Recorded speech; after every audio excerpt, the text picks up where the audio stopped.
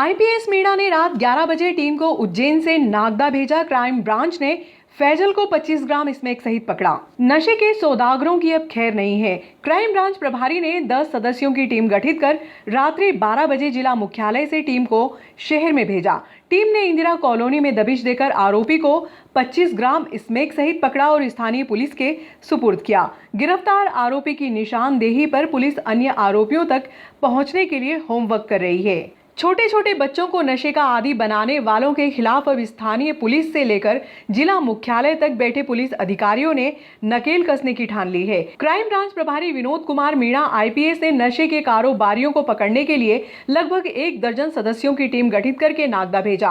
रात्रि लगभग 11 बजे टीम नागदा के इंदिरा कॉलोनी क्षेत्र में पहुंची और आरोपी फैजल को 25 ग्राम स्मैक सहित हिरासत में लेकर स्थानीय पुलिस को सूचना दी। स्थानीय पुलिस मौके पर पहुंची और आरोपी फैजल को सुपुर्द किया। कार्यवाही के दौरान क्राइम ब्रांच के एसआई संजय यादव, प्रधान आरक्षक रुपेश बिड़वान सहित कई पुलिस अधिकारी मौजूद थे। आरोपी फैजल ने पुलिस को नशे के कारोबार से जुड़े स्थानीय से लेकर अन्य स्थानों के लोगों के नाम भी बताए हैं। पुलिस इनको पकड़ने के लिए कार्य योजना तैयार कर रही है। शहर के बिरला ग्राम, भारत कॉमर्स उद्योग की स्टाफ कॉलोनी, चंबल नदी के किनारे, 64 ब्लॉक के सामने, रेलवे ट्रैक के किनारे, किलकीपुरा, ऐसे कई स्थान हैं जहां बड़ी मात्रा में नशे का कारोबार होता है। चंबल नदी के कैचमेंट एरिया में लगातार बारिश होने से शनिवार की सुबह 8 बजे से हनुमान डैम ओवरफ्लो हो गया, जिसके कारण चामुंडा माता मंदिर परिसर की सामग्री व छोटी पुलिया पर लगी दुकानों को नदी किनारे शिफ्ट करना शुरू कर दिया गया था।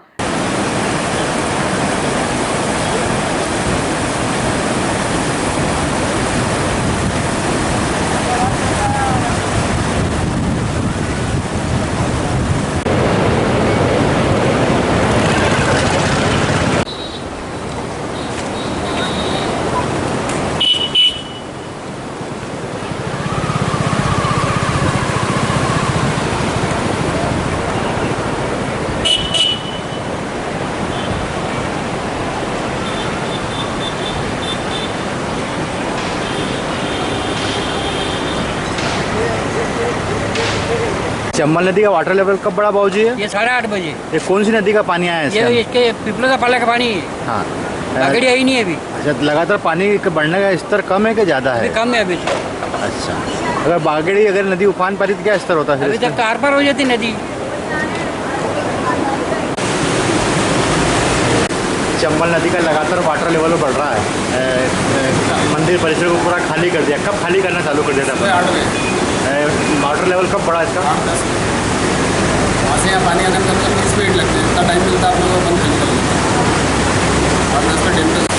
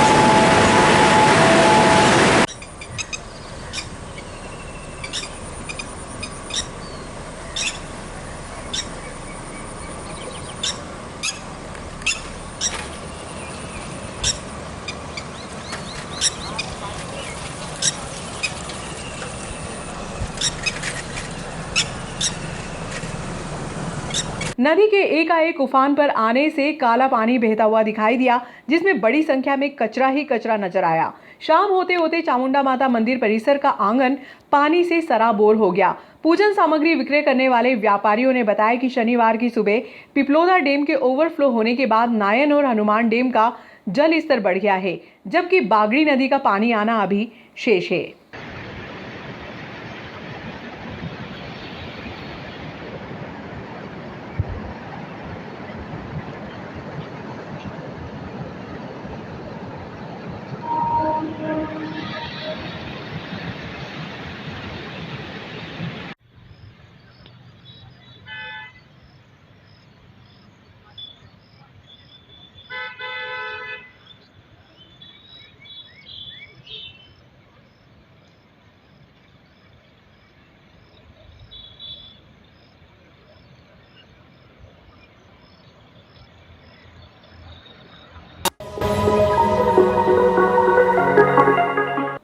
दयानंद कॉलोनी निवासी जय पांचाल ने सीए की परीक्षा उत्तीर्ण कर परिवार के सपनों को पूरा किया।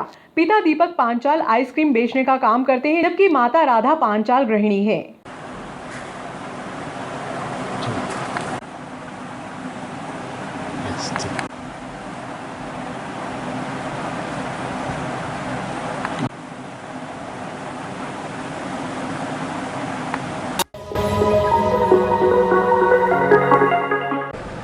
नागदा नगर के हमारे अपने परिवारजनों के और हमारे अपने शहर नागदा के देवतुल्य मतदाताओं को हृदय से धन्यवाद प्रेषित करता हूं, आभार प्रकट करता हूं कि आप सभी ने मिलकर अपने शहर नागदा की तस्वीर और तकदीर के लिए आपने अपना मत का प्रयोग किया है। और आपके मत के प्रयोग से निश्चित ही जिस विचार को लेकर आपने अपना मत दिया होगा वो नगर सरकार चुन के नागदा नगर में आने वाली है 20 जुलाई के दिन।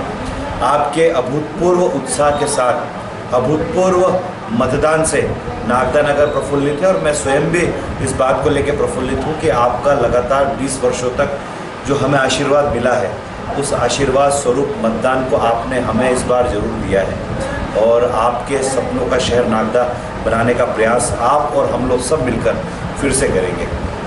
कुछ आरोप प्रत्यारोप भी चले थे, इस संबंध में आपका क्या कहना है? देखिए, ये तो एक तुच्छ मानसिकता का परिचय वहाँ पे कांग्रेस के मित्रों ने दिखाया और किसी भी उम्मीदवार को डराना, फिर उम्मीदवार के वोटरों को डराना, कस्में देकर घर से निकलने ना देना और जब उम्मीदवार भाजपा का जाके अपने वोटरों से आग्रह कर रहा है तो कुछ बाहर से आए हुए गुंडे तत्व हमारे उम्मीदवार को चमका है। स्वाभाविक सी बात है, वो हमारे बड़े नेताओं को बुलाया कर, जब वो लोग भी गए तो उनका प्रयास ये था बहसबाजी करना और फिर गाली बकना, ये तो कोई बर्दाश्त नहीं करेगा।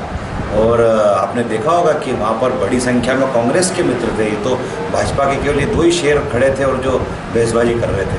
और मेरा हर बार कहना है कि जवाब तो देंगे ही। मतलब आपका जवाब देने का मतलब फिर से वहाँ पे विधायक जी ने चुनौती दी थी कि बालाराम की कुटिया को पूरा साफ कर दिया जाएगा, मतलब बालाराम की कुटिया को साफ कर दिया जाएगा। मतलब असामाजिक तत्व अगर है तो जवाब देंगे, उसमें क्या है। कांग्रेस का आरोप है कि मतदान के दिन आपने भाजपा की शांति भंग करने का कोशिश। कांग्रेस आरोपों से जिंदा बची है, कांग्रेस के पास बचा क्या है। कांग्रेस में मैंने चुनाव के एक दिन पहले भी अवगत कराया था, अब्बास अली के वार्ड में एक बहुत बड़ी घटना हुई, उम्मीदवार को मारने का प्रयास किया था, उम्मीदवार के समर्थक को मारा भी था, उसकी मोटरसाइकिल भी तोड़ी। जावरा, मंदसौर, रतलाम, उज्जैन के गुंडे इन दोनों वार्डों में थे। तो कांग्रेस के लोगों को इसी की जरूरत पड़ी कि गुंडों को लाना पड़ा। इसका मतलब ये है कि अपने पास लोकल समर्थक या लोकल कार्यकर्ता नहीं है। और जिस भाषा का प्रयोग वो पूर्व विधायक या किसी नेता के लिए कर रहे थे वो भी किसी से छुपा नहीं है। और स्वाभाविक सी बात है, भारतीय जनता पार्टी का कार्यकर्ता अपने बड़े नेताओं के साथ ही डट के मुकाबला करेगा और है दम हमारे नेताओं में। मुकाबला कर रहे थे गीदड़ों का। मतदाता सूची का गड़बड़ी का आरोप तो कांग्रेस अगर भाजपा पे लगा रही है तो वो मैं बोलता हूँ उनकी मूर्खता है। मतदाता सूची BLO बनाता है, निर्वाचन आयोग के अधिकारियों के समक्ष होता है। अब कुल मिला के एक ही आरोप लगाना भाजपा की सरकार है और इन्होंने मिल के देखिए, निर्वाचन आयोग को तो कम से कम हमको उनकी पारदर्शिता के साथ खड़े रहना पड़ेगा। निर्वाचन पे भी भरोसा नहीं, वोटिंग मशीन पे भी भरोसा नहीं। जैसे कि परवेज जी बैठे, इन्होंने भी मुझसे एक प्रश्न किया था कि स्टॉक रूम खुल रहा है, आप भाजपा की उपस्थिति का में। देखो, हमें तो पूर्ण विश्वास है इस लोकतंत्र पर, इस प्रणाली पर, चुनाव आयोग पर, चुनाव में काम कर रहे सारे कर्मचारियों पर। अब ये किसी पे विश्वास करना नहीं चाहे तो अब ये तो इनकी सोच है। एक आरोप ये भी लगाया गया था कि आपने विद्युत मंडल से कहकर मतलब बिलों का वितरण नहीं किया जिससे कि लोग बिल नहीं भर पाए। अब ये तो कोई बात ही नहीं हुई। चुनाव आचार संहिता में शुद्ध रूप से कोई किसी भी राजनीतिक दलों की, चाहे पक्ष हो विपक्ष हो, किसी भी राजनीतिक दलों की नहीं चल रही। नहीं, बढ़े हुए बिजली के बिल ज़्यादा लोगों को वो झटका नहीं देता बीजेपी को, इसलिए वो नहीं बढ़वाया आपने। गलत आरोप है ये, खंडन करता हूँ इन चीज़ों का।